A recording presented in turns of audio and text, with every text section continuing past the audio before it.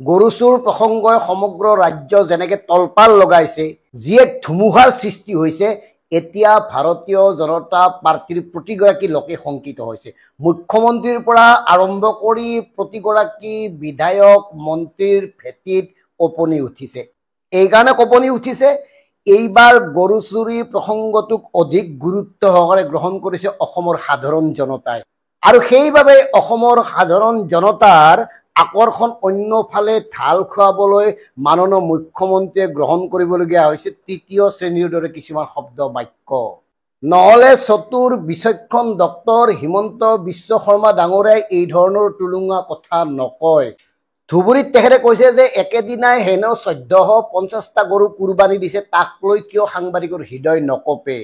আৰু তেওঁ এইটোৱে বিচাৰিছে ইয়াক লৈ আন কেতবোৰ বিষয় উত্থাপন হওক। কোনোবাই কওক ইছলাম ধৰ্মী লোকসকলৰ কুৰবানী বা অসমীয়া সমাজৰ ভোগালী বিহুত, বিশেষকৈ মাঘ বিহুত লাখ লাখ জীৱ হত্যা কৰা হয়। প্ৰতি বছৰে বলি বিধানৰ নামত যে লাখ লাখ পশুক হত্যা কৰা হয়, এই কথাবোৰ একাকাৰ হওক, এই কথাবোৰলৈ আলোচনা হওক, এই কথাবোৰক লৈ মিডিয়াই তলপাল লগাওক, এইটো বিচাৰিছে। এইকাৰণে বিচাৰিছে এই গৰুচুৰ বিষয়টো যাতে অন্যফালে গুচি যায়। ইতিমধ্যে গৰুচুৰ প্ৰসংগটোই প্ৰতিগৰাকী বিধায়কৰ সমষ্টিত কঁপনি তুলিছে, তেওঁলোকৰ কাৰণে চৰম প্ৰত্যাহ্বানৰ সৃষ্টি কৰিছে। গৰুচুৰি বিষয়টোত নাম সাঙুৰ খাই পৰা প্ৰতিগৰাকী নেতাৰ সমষ্টিত এতিয়া চূড়ান্ত স্খলন আৰম্ভ হৈছে, তেওঁলোকৰ স্খলন। কাৰণ গৰুচুৰি যিটো টেগ, সেই টেগটোৰ পৰা এওঁলোকে সাৰিব পৰা নাই। আৰু এগৰাকী ভোটাৰ হিচাপে প্ৰতিটো সমষ্টিৰ সচেতন লোকে লজ্জিত হৈছে, লজ্জিত অনুভৱ কৰিছে। বিশেষকৈ নলবাৰী জিলাত জয়ন্ত মল্ল বৰুৱাক লৈ একাংশ সচেতন লোকে মুকলিকৈ লজ্জা প্ৰকাশ কৰিছে। আৰু মন কৰিব, গীৰগাই প্ৰসংগটোৱে যে শাসক পক্ষক সাংঘাতিক বিপাঙত পেলাইছে, তেওঁলোকৰ যে নেতাসকল চূড়ান্ত শংকাত ভুগিছে, তাৰ প্ৰমাণ হ'ল প্ৰতিগৰাকী লোকৰে কথা বেলেগ বেলেগ। পদ্ম হাজৰিকাৰ কথা বেলেগ, দিলীপ শইকীয়াৰ কথা বেলেগ, দিগন্ত কলিতাৰ কথা বেলেগ, আপোনাৰ জয়ন্ত মল্ল বৰুৱাৰ কথা বেলেগ।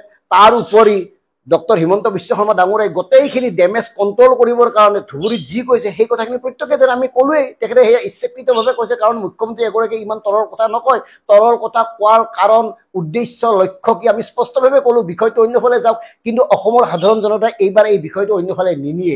এইকাৰণে নিনিয়ে গৌ মাতা, কাৰণ গৌ মাতাক প্ৰতিগৰাকী অসমে শ্ৰদ্ধা কৰে। গতিকে গৰুক পূজা কৰা দেখুৱাই এওঁলোকেই যেতিয়া গৰুক লৈ এই কাম কৰিব, গৰুক লৈ ইমান নিকৃষ্ট কাম কৰিব, কেনেকে সহ্য কৰিব কওকচোন।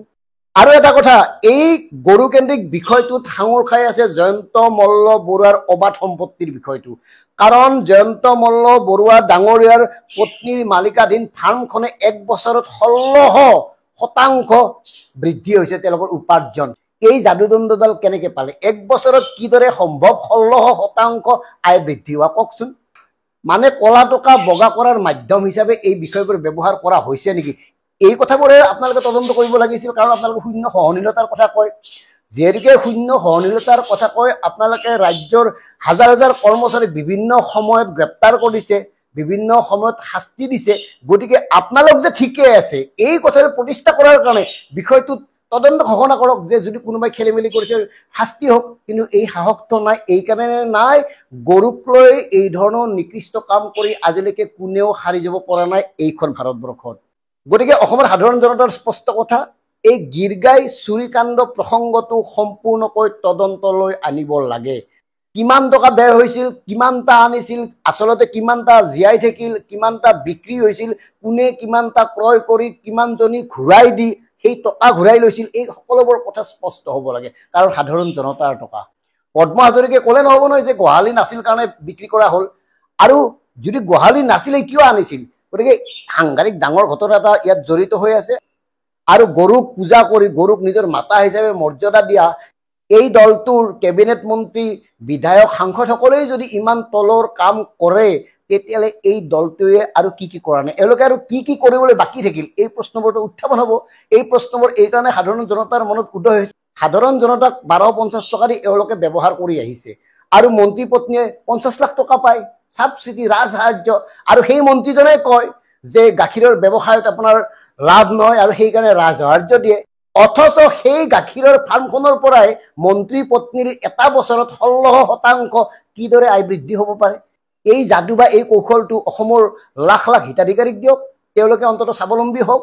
আপোনালোকে কি মানে ভাবিছে সাধাৰণ জনতাক মূৰ্খ বুৰ্বক নে পাগল বুলি ভাবিছে এইখিনিতে বিৰোধীলৈ আমাৰ এটা বিনামূলীয়া পৰামৰ্শ গৌৰৱ গগৈ ডাঙৰীয়াই কংগ্ৰেছৰ সভাপতিৰ দায়িত্ব লোৱাৰ পিছতো কিন্তু এনে ধৰণৰ ঢৌ এটা হোৱা নাছিল যিটো ঢৌৱে গীৰ্গাই সৃষ্টি কৰিলে গতিকে গীৰ্গাইৰ যোগেদি কেনেবাকৈ সাধাৰণ জনতাক একত্ৰিত কৰি এই চৰকাৰখন গিৰাব পাৰি নেকি তাৰ পৰিকল্পনা প্ৰস্তুত কৰক চালে বেৰে কিছুমান কাম কৰি আছে আপোনালোককতো মানুহে জানে তথাপিও কৈছোঁ ৰাইজৰ স্বাৰ্থত কৈছোঁ এই বিষয়বোৰ আপোনালোকে আলোচনা কৰক বিশ্লেষণ কৰক কিদৰে ব্যৱহাৰিকভাৱে আগবাঢ়ি গৈ সাধাৰণ জনতাক একত্ৰিত কৰিব পাৰে এই সংক্ষোভখিনি একত্ৰিত কৰিব পাৰে এই সংক্ষোভখিনিৰ ব্যৱহাৰ কৰিব পাৰে ধন্যবাদ